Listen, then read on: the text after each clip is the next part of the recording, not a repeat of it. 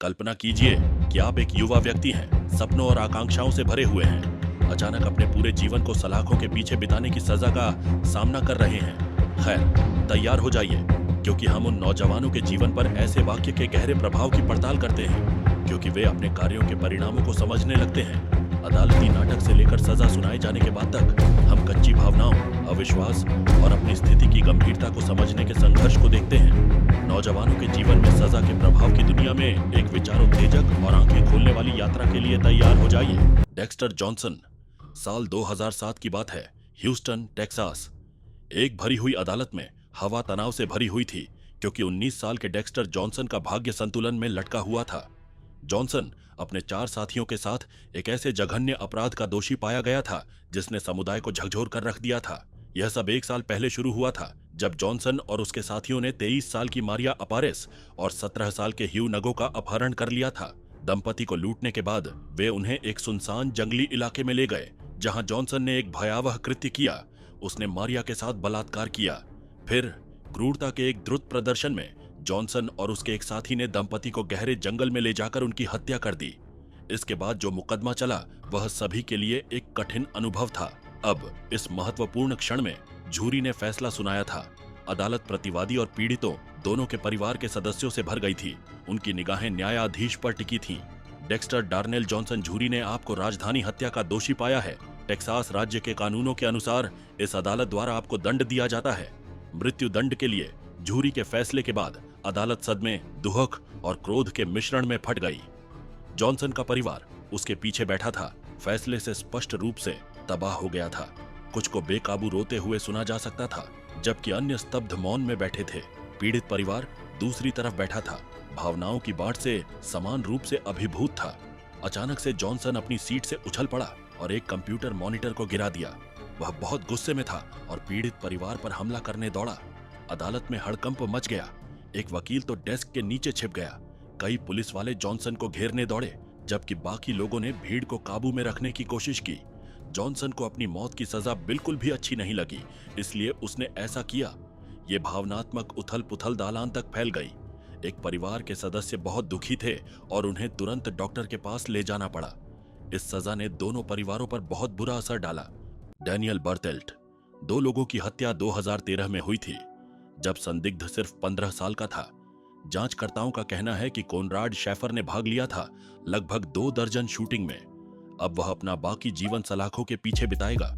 यह एक ऐसी गर्मी थी जो किस्सिमी, फ्लोरिडा के निवासियों की याद में हमेशा के लिए अंकित हो जाएगी। आकर्षण और शांति के लिए जाना जाने वाला एक सुरम्य शहर, यह अकल्पनीय भयावहता की एक श्रृंखला का पृष्ठभूमि बन गया। इसके केंद्र में कोनराड शैफर थे, एक प्रतीत होने वाला सामान्य किशोर, जिसके कार्यों से समुदाय में सदमे की लहर दौड़ जाएगी। 2013 की गर्मियों में सेंट क्लाउड और ओसेओला काउंटी के अन्य हिस्सों में हिंसा की लहर फैल गई, जो कहीं से भी निकली हुई लग रही थी। 2 दर्जन शूटिंग उनके मद्देनजर डर और तबाही का निशान छोड़ गए। शांतिपूर्ण सड़कें युद्ध के मैदान में बदल गईं और निवासी डर के मारे कांप रहे थे। इन अपराधों का विवरण ठंड से कम नहीं था। उस समय केवल 15 साल के शैफर ने एक ऐसे अभियान की शुरुआत की जो हमेशा के लिए समुदाय को दागदार कर देगा। उसके कार्य परिकलित थे, उसके इरादे दुष्ट थे, कोई भी उसके क्रोध से सुरक्षित नहीं था। दुखद बात यह है कि शैफर के जघन्य कृत्यों के परिणाम स्वरूप 2 लोगों की जान चली गई। पहला शिकार 17 वर्षीय डेविड ग्वेरेरो। 26 जून 2013 को काम पर जाते समय शैफर की बुराई का सामना कर रहा था। हिंसा के एक निरर्थक कृत्य में शैफर ने ग्वेरेरो की गोली मारकर हत्या कर दी, उसे उसके भविष्य से वंचित कर दिया और उसके परिवार को तबाह कर दिया। लेकिन भयावहता यहीं समाप्त नहीं हुई। कुछ ही दिनों बाद शैफर और उसके 3 दोस्तों ने एरिक रूपनारायण के घर में तोड़फोड़ की, जो 22 वर्षीय मेहनती व्यक्ति था, जिसे इसका अंदाजा नहीं था।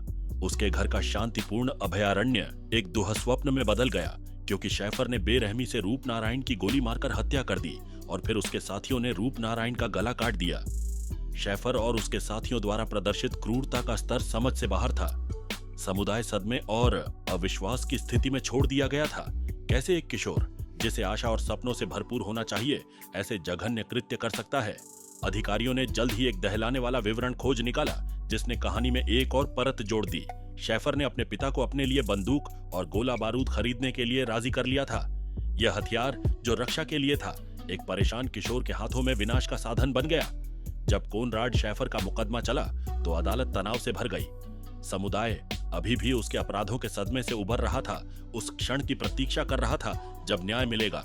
शेफर अब 18 साल का हो गया था, जज के सामने खड़ा था, उसका भाग्य संतुलन में लटका हुआ था। अंत में वह क्षण आ गया। न्यायाधीश ने दृढ़ स्वर में वह वाक्य सुनाया जो शेफर के भविष्य को आकार देगा। 2 लगातार आजीवन कारावास, एक ऐसा निर्णय जिसने अदालत कक्ष में सदमे की लहर दौड़ा दी। सजा का बोझ हवा में लटका हुआ था, जो शेफर के अपराधों की तीव्रता का प्रतिबिंब था। शेफर की प्रतिक्रिया अविश्वास और इस्तीफे का मिश्रण थी। बाकी जीवन सलाखों के पीछे बिताने की वास्तविकता उसके अंदर समा गई और उसके कार्यों का बोझ और भी अधिक स्पष्ट हो गया। अदालत कक्ष शांत हो गया क्योंकि उसने अपनी सजा की गंभीरता को संसाधित किया। Conrad Schaefer. उन 2013 की शूटिंग में 2 लोग मारे गए थे जब संदिग्ध केवल 15 साल का था। जांचकर्ताओं का कहना है कि कॉनराड शेफर ने भाग लिया लगभग 2 दर्जन शूटिंग में। अब वह अपना बाकी जीवन सलाखों के पीछे बिताएगा। यह एक ऐसी गर्मी थी जो किस्सिमी, फ्लोरिडा के निवासियों की स्मृति में हमेशा के लिए अंकित हो जाएगी। आकर्षण और शांति के लिए जाने जाने वाला एक सुरम्य शहर, यह अकल्पनीय भयावहता की एक श्रृंखला के लिए पृष्ठभूमि बन गया। इसके केंद्र में कॉनराड शेफर थे, एक प्रतीत होता है कि सामान्य किशोर जिसके कार्यों ने समुदाय में सदमे की लहर दौड़ा दी। 2013 की गर्मियों में सेंट क्लाउड और ओसेओला काउंटी के अन्य हिस्से हिंसा की लहर से त्रस्त थे जो अचानक से आती थी। 2 दर्जन शूटिंग उनके मद्देनजर डर और तबाही का निशान छोड़ गए। शांतिपूर्ण सड़कें युद्ध के मैदान में बदल गईं और निवासी डर के मारे कांप रहे थे। इन अपराधों का विवरण सिर्फ डरावना नहीं था। उस समय केवल 15 वर्षीय शेफर ने एक ऐसे तांडव पर शुरुआत की जो हमेशा के लिए समुदाय को दागदार कर देगा। उसके कार्य परिकलित थे, उसके इरादे दुष्ट थे, कोई भी उसके क्रोध से सुरक्षित नहीं था। दुखद रूप से शेफर के जघन्य कृत्यों के परिणाम स्वरूप 2 लोगों की जान चली गई। पहला शिकार 17 वर्षीय डेविड ग्वेरेरो 26 जून 2013 को काम पर जाते समय शेफर की बुराई का सामना कर रहा था। हिंसा के एक निरर्थक कृत्य में शेफर ने ग्वेरेरो की गोली मारकर हत्या कर दी, उसे उसके भविष्य से वंचित कर दिया और उसके परिवार को तबाह कर दिया। लेकिन भयावहता यहीं समाप्त नहीं हुई। कुछ ही दिनों बाद शेफर और उसके 3 दोस्तों ने एरिक रूपनारायण के घर में तोड़फोड़ की, जो 22 वर्षीय मेहनती व्यक्ति था जिसे इसका अंदाजा नहीं था। उसके घर का शांतिपूर्ण अभयारण्य एक दुःस्वप्न में बदल गया क्योंकि शेफर ने बेरहमी से रूपनारायण की गोली मारकर हत्या कर दी और फिर उसके साथियों ने रूपनारायण का गला काट दिया। शेफर और उसके साथियों द्वारा प्रदर्शित क्रूरता का स्तर समझ से बाहर था। समुदाय सदमे और अविश्वास की स्थिति में छोड़ दिया गया था। कैसे एक किशोर जिसे आशा और सपनों से भरपूर होना चाहिए ऐसे जघन्य कृत्य कर सकता है? अधिकारियों ने जल्द ही एक डरावना विवरण खोजा जिसने कहानी में एक और परत जोड़ी। शेफर ने अपने ही पिता को उसके लिए बंदूक और गोला बारूद खरीदने के लिए मना लिया था। यह हथियार जो रक्षा के लिए था, एक परेशान किशोर के हाथों में विनाश का साधन बन गया। जब कॉनराड शेफर का मुकदमा चला तो अदालत तनाव से भर गई। समुदाय अभी भी उसके अपराधों के सदमे से उबर रहा था, उस क्षण की प्रतीक्षा कर रहा था जब न्याय मिलेगा। शेफर अब 18 साल का हो गया था, न्यायाधीश के सामने खड़ा था, उसका भाग्य संतुलन में लटका हुआ था। अंत में वह क्षण आ गया। न्यायाधीश ने दृढ़ स्वर में वह सजा सुनाई जिसने शेफर के भविष्य को आकार दिया। लगातार 2 आजीवन कारावास, एक ऐसा निर्णय जिसने अदालत में सदमे की लहर दौड़ा दी। सजा का बोझ हवा में भारी था जो शेफर के अपराधों की तीव्रता का प्रतिबिंब था। शेफर की प्रतिक्रिया अविश्वास और इस्तीफे का मिश्रण थी। बाकी जीवन सलाखों के पीछे बिताने की वास्तविकता डूब गई और उसके कार्यों का बोझ और भी स्पष्ट हो गया। अदालत शांत हो गई क्योंकि उसने अपनी सजा की गंभीरता को संसाधित किया। जेनिफर मी। अगला हम जेनिफर मी की चौंकाने वाली कहानी का खुलासा करते हैं जिसे हिक्कअप गर्ल के नाम से भी जाना जाता है। इस खंड में हम उन घटनाओं में तल्लीन होंगे जो जेनिफर की एक जघन्य अपराध में शामिल होने के कारण बनी, जिसने हमेशा के लिए उसका जीवन बदल दिया। यह सब 2007 में शुरू हुआ जब जेनिफर मी ने अपने बेकाबू हिचकी के लिए अंतर्राष्ट्रीय ख्याति प्राप्त की।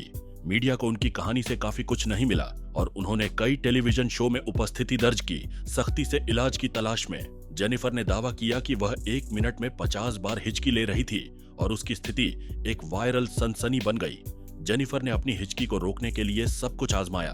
चीनी और मूंगफली का मक्खन निगलने से लेकर थैले में सांस लेने और यहाँ तक कि लोगों को डराने तक वह कुछ भी करने को तैयार थी। लेकिन जब तक उसे बॉब लिंडे से इलाज नहीं मिला तब तक उसकी हिचकी अंततः बंद नहीं हुई। अपने जीवन में हिचकी की लगातार उपस्थिति के साथ जेनिफर की कहानी 2010 में एक अंधेरे मोड़ पर आ गई।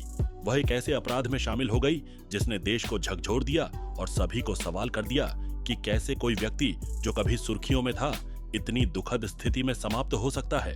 जेनिफर एक आदमी से ऑनलाइन मिली और उसे एक खाली घर में आमंत्रित किया, जहां उसके दो दोस्त इंतजार कर रहे थे। जो एक बैठक होनी थी वह एक भयावह परीक्षा में बदल गई।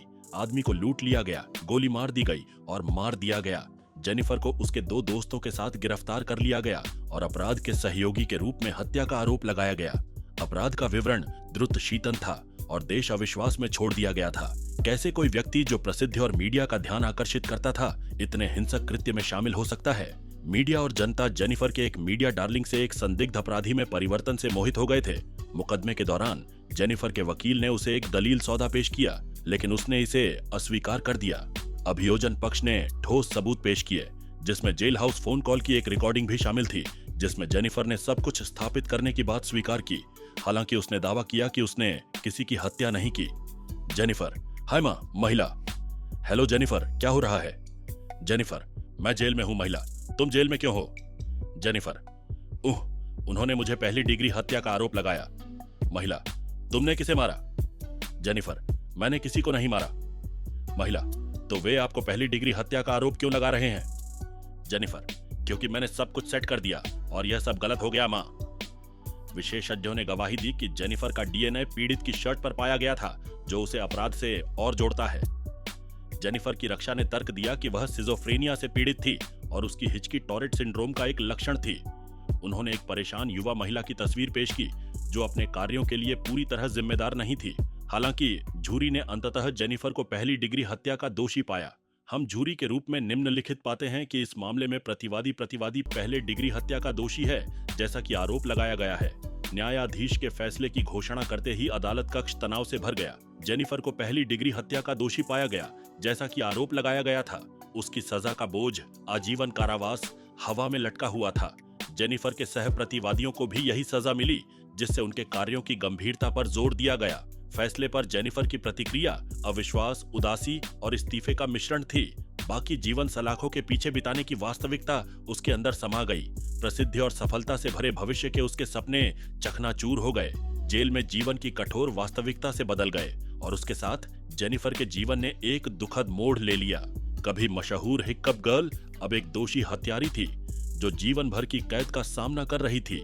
राष्ट्र उसके पतन और उसके विकल्पों के विनाशकारी परिणामों से स्तब्ध रह गया।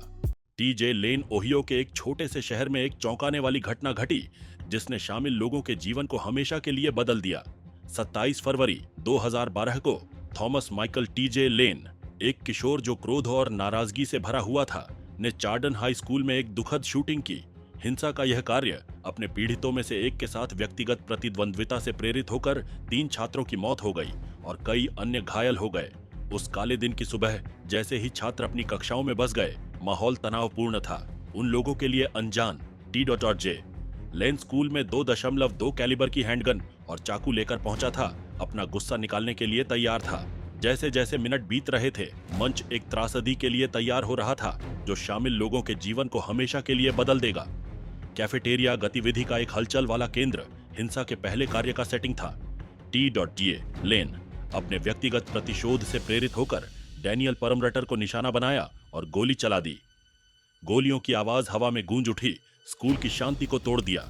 अराजकता फैल गई क्योंकि छात्र और कर्मचारी सुरक्षा खोजने के लिए हाथापाई कर रहे थे। उनका जीवन एक पल में हमेशा के लिए बदल गया।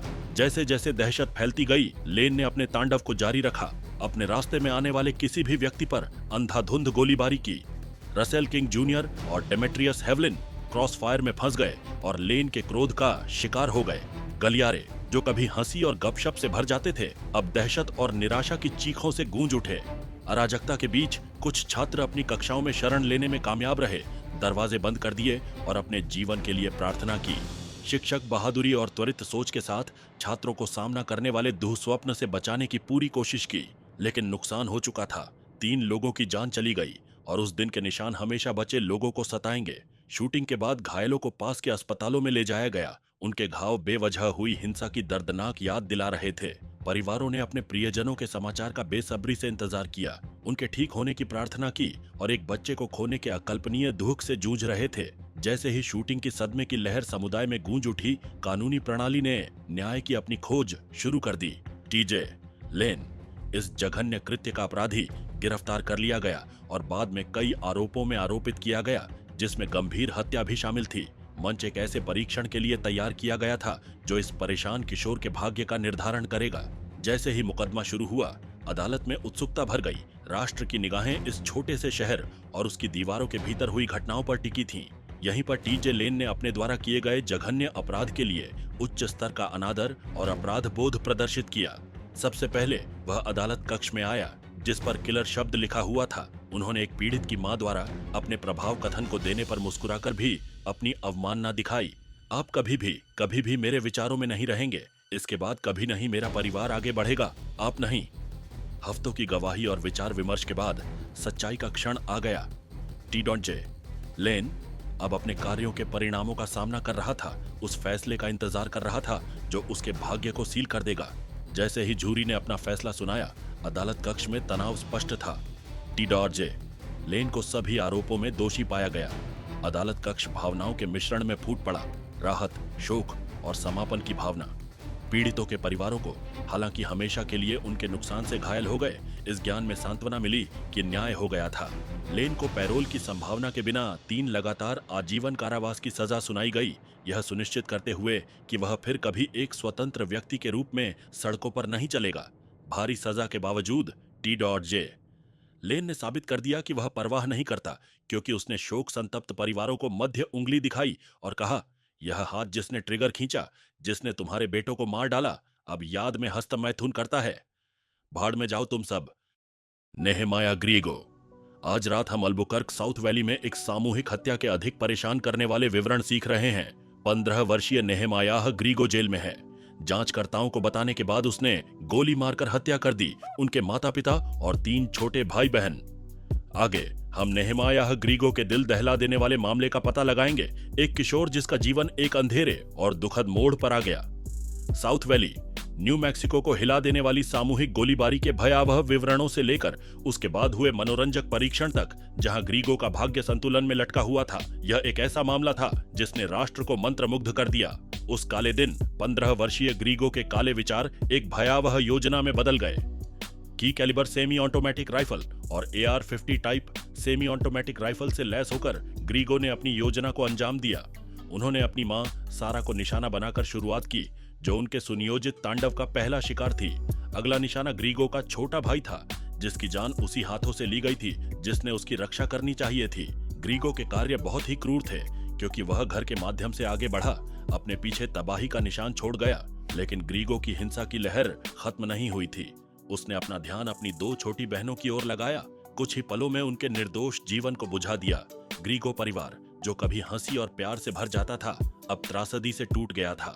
ग्रीगो का अंतिम निशाना उनके पिता ग्रेग थे, जो अल्बुकर्क फायर डिपार्टमेंट के पूर्व पादरी और पादरी थे। जैसे ही ग्रेग घर लौटे, उन्हें इस बात का अंदाजा नहीं था कि उनका क्या इंतजार है। ग्रीगो ने गोलियों की बौछार की, हिंसा के क्रूर कृत्य में अपने पिता का जीवन समाप्त कर दिया। अपने परिवार के सदस्यों को अपने आसपास बेजान पड़े देखकर ग्रीगो के कार्यों ने और भी अधिक परेशान कर देने वाला मोड़ ले लिया। उसने 2 राइफलों को अपनी वैन में लोड किया और चर्च चला गया, जहां उसकी मुलाकात उसकी प्रेमिका से हुई। ग्रीगो ने झूठ का जाल बुना, उसे बताया कि उसके परिवार की दुर्घटना में मृत्यु हो गई है। हालांकि चर्च के पादरी को ग्रीगो की कहानी पर शक हुआ और उन्होंने तुरंत आपातकालीन सेवाओं से संपर्क किया। जैसे जैसे सच्चाई धीरे धीरे सामने आई, ग्रीगो के धोखे का जाल उजागर होने लगा। उसके जघन्य कृत्यों की तीव्रता सामने आई, जिससे समुदाय सदमे और अविश्वास में छोड़ दिया गया। बाद की जांच के दौरान ग्रीगो ने अपने अपराधों को स्वीकार किया, अपने निराशा की गहराई और विकृत विचारों को प्रकट किया जिसने उसे ग्रहण कर लिया था। उसने स्वीकार किया कि उसने शूटिंग में इस्तेमाल की गई बंदूकें अपने माता पिता की कोठरी से प्राप्त की थीं, एक दहलाने वाला विवरण जो पहले से ही विनाशकारी कहानी में एक और परत जोड़ता है।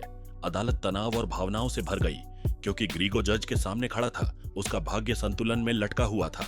मामले की अध्यक्षता करने वाली न्यायाधीश एलिसा हार्ट के सामने न्याय की आवश्यकता और सुधार की संभावना के बीच संतुलन बनाने का कठिन कार्य था। उन्होंने ग्रीगो के अपराधों की गंभीरता, उसके द्वारा लिए गए जीवन और उसके द्वारा किए गए दर्द को स्वीकार किया। न्यायाधीश ने माना कि ग्रीगो को अपने कार्यों के लिए जवाबदेह ठहराया जाना चाहिए, जो उसने अदालत में अपने परिवार के सदस्यों से माफी मांगकर किया। मुझे माफ कर दो कि हमने अपने माता पिता और हमारे भाई बहनों को ले लिया, काश मैं इसे वापस ले सकता, लेकिन हकीकत यह है कि हम नहीं कर सकते। अपने फैसले में न्यायाधीश हार्ट ने एक ऐसा वाक्य सुनाया जिसका उद्देश्य समुदाय के सर्वोत्तम हितों और प्रतिवादी के बीच संतुलन बनाना था। ग्रीगो को अपने भाई और बहनों की हत्या के लिए 3 समवर्ती आजीवन कारावास की सजा सुनाई गई थी। ग्रीगो पहले ही लगभग 7 साल की सेवा कर चुका था और उसकी आजीवन कारावास की समवर्ती प्रकृति के कारण 30 साल में पैरोल की संभावना थी। यह एक ऐसा वाक्य था जो उसके अपराधों की गंभीरता को दर्शाता था और साथ ही दूर के भविष्य में मोचन की संभावना को भी दर्शाता था। जैसे ही न्यायाधीश ने अपना फैसला सुनाया, ग्रीगो की प्रतिक्रिया, हालांकि आंका जाना था, भावनाओं का मिश्रण था, उसके कार्यों का बोझ और अब उसके सामने आने वाले परिणाम उसके झुके हुए कंधों में स्पष्ट थे। ग्रीगो अब अपने शुरुआती बिस्वा दशा में अपना अधिकांश जीवन सलाखों के पीछे बिताएगा, इससे पहले कि उसे आजादी का मौका मिले। Willard Miller. मिलिए विलार्ड मिलर से, एक नाम जो हमेशा बदनामी में अंकित रहेगा। यह सब काफी मासूमता से शुरू हुआ। विलार्ड आपके औसतन हाई स्कूल जूनियर थे, लेकिन कम ही लोग जानते थे वह एक काले रहस्य को पाल रहा था, एक ऐसी योजना जो जीवन को चकनाचूर कर देगी और समुदाय में सदमे की लहर दौड़ा देगी। विलार्ड ने अपने दोस्त जेरेमी गुडेल के साथ मिलकर अपनी स्पेनिश शिक्षिका नोहेमा ग्रैबर पर हमला करने का फैसला किया, क्योंकि उन्हें खराब ग्रेड मिला था। अभियोजकों के अनुसार विलार्ड 2 नवंबर 2021 को फेयरफील्ड हाई स्कूल में श्रीमती ग्रैबर से मिले थे, यह शिकायत करने के लिए कि वह उनके ग्रेड को कम कर रही थीं। यह देखते हुए कि कुछ भी नहीं बदला था, विलार्ड और गुडेल ने उनकी दिनचर्या, विशेष रूप से जहां वे अपनी दैनिक दोपहर की सैर के लिए जाती थीं, सीखने का फैसला किया। उनकी योजना का विवरण बहुत ही क्रूर और सुनियोजित था, जो एक ऐसे स्तर की दुर्भावना को दर्शाता है जिसे समझना मुश्किल है। दोनों ने ग्रैबर पर हमला किया और बल्ले से पीट पीट कर उनकी हत्या कर दी। उसका शव एक पार्क में एक तिरपाल के नीचे मिला था, जहां पहिए वाली गाड़ियां और रेल की पटरियां थीं। सिर में चोट लगने से उनकी मृत्यु हो गई थी।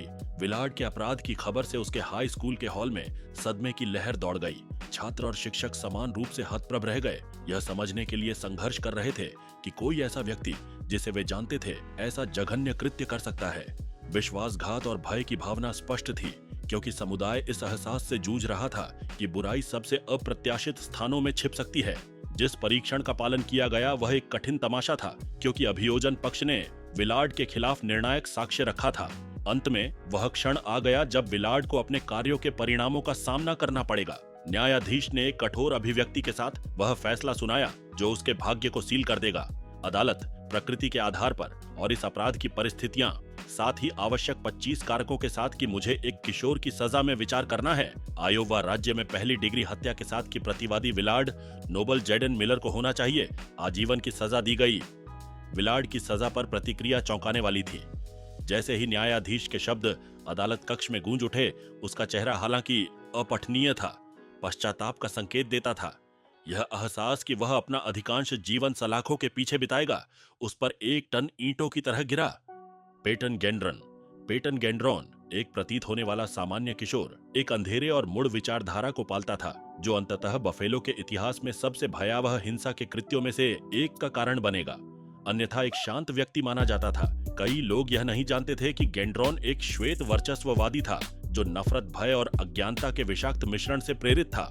हमले से पहले के हफ्तों में गेंड्रॉन की ऑनलाइन उपस्थिति तेजी से परेशान करने वाली हो गई। उन्होंने घोषणा पत्र और नफरत से भरे रेंट पोस्ट किए, अपने श्वेत वर्चस्ववादी विचारों और नरसंहार करने की अपनी योजना को रेखांकित किया।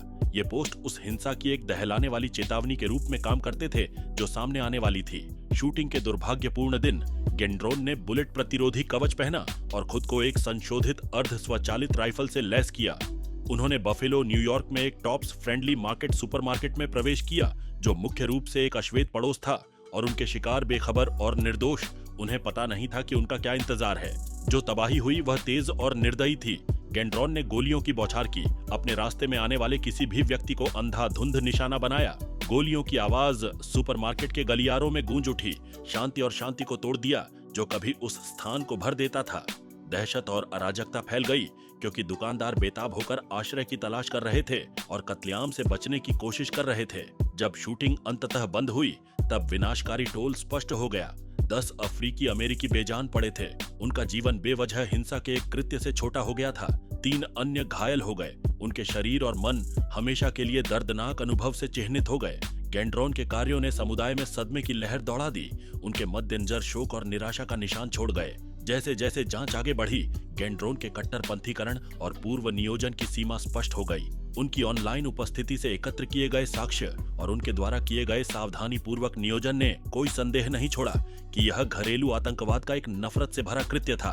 पेटन गेंड्रोन का मुकदमा, जो बफेलो सामूहिक शूटिंग के लिए जिम्मेदार था, राष्ट्र को ग्रहण कर लिया क्योंकि समुदाय खोए हुए जीवन के लिए न्याय चाहता था। अदालत कक्ष तनाव और भावनाओं से भर गया क्योंकि पीड़ितों के परिवार अपने प्रियजनों के हत्यारे का सामना कर रहे थे, उनसे उस दर्द और तबाही के लिए जवाबदेही की मांग कर रहे थे जिसका उन्होंने कारण बना था। सावधानी पूर्वक विचार के बाद न्यायाधीश ने वह सजा सुनाई जो हमेशा के लिए गेंड्रोन के भविष्य को बदल देगी। उन्होंने इस बात पर जोर दिया कि एक सभ्य समाज में उनकी विचारधाराओं के लिए कोई जगह नहीं है और उनके कार्यों के लिए कोई दया या समझ नहीं हो सकती है। गेंड्रोन को आजीवन कारावास की सजा सुनाई गई थी, पैरोल की संभावना के बिना।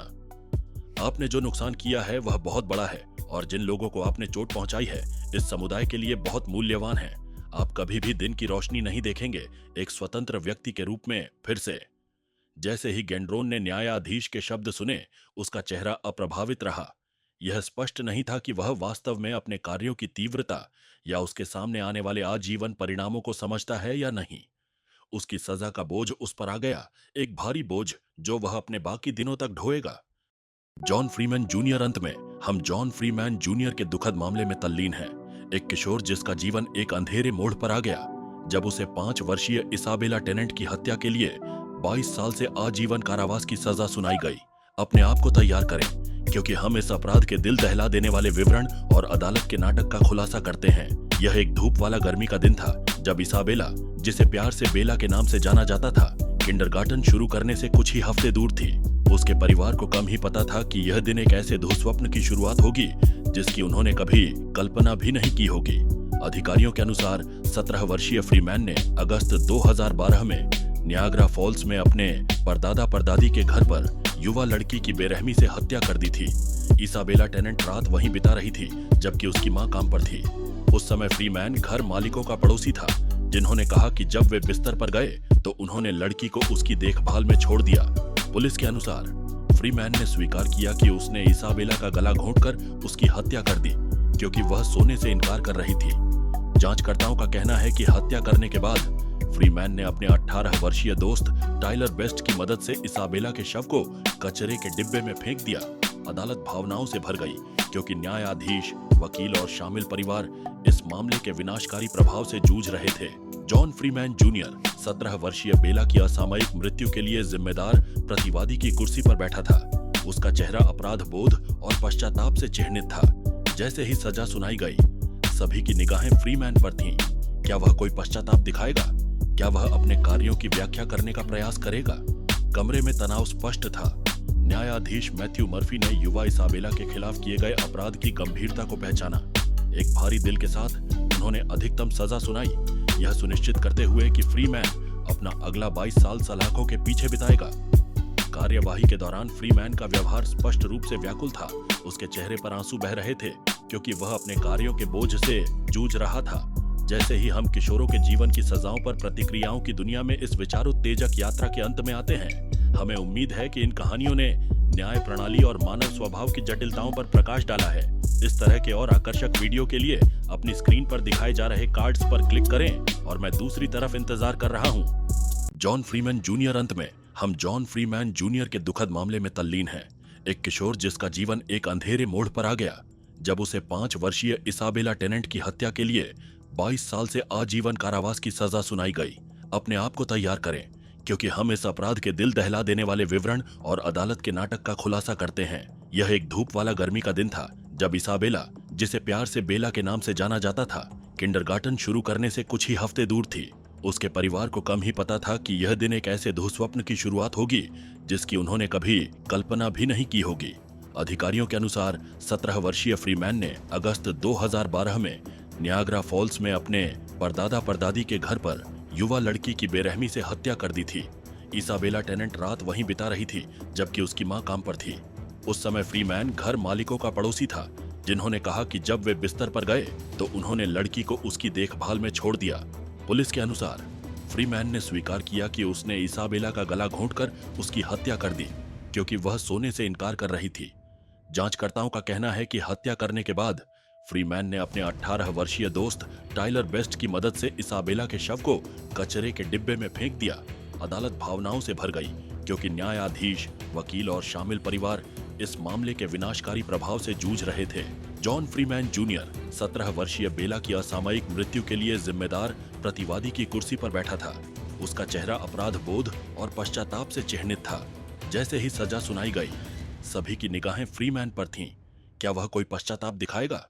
क्या वह अपने कार्यों की व्याख्या करने का प्रयास करेगा? कमरे में तनाव स्पष्ट था। न्यायाधीश मैथ्यू मर्फी ने युवा इसाबेला के खिलाफ किए गए अपराध की गंभीरता को पहचाना। एक भारी दिल के साथ उन्होंने अधिकतम सजा सुनाई, यह सुनिश्चित करते हुए कि फ्रीमैन अपना अगला 22 साल सलाखों के पीछे बिताएगा। कार्यवाही के दौरान फ्रीमैन का व्यवहार स्पष्ट रूप से व्याकुल था। उसके चेहरे पर आंसू बह रहे थे क्योंकि वह अपने कार्यों के बोझ से जूझ रहा था। जैसे ही हम किशोरों के जीवन की सजाओं पर प्रतिक्रियाओं की दुनिया में इस विचारोत्तेजक यात्रा के अंत में आते हैं, हमें उम्मीद है कि इन कहानियों ने न्याय प्रणाली और मानव स्वभाव की जटिलताओं पर प्रकाश डाला है। इस तरह के और आकर्षक वीडियो के लिए अपनी स्क्रीन पर दिखाए जा रहे कार्ड्स पर क्लिक करें और मैं दूसरी तरफ इंतजार कर रहा हूं।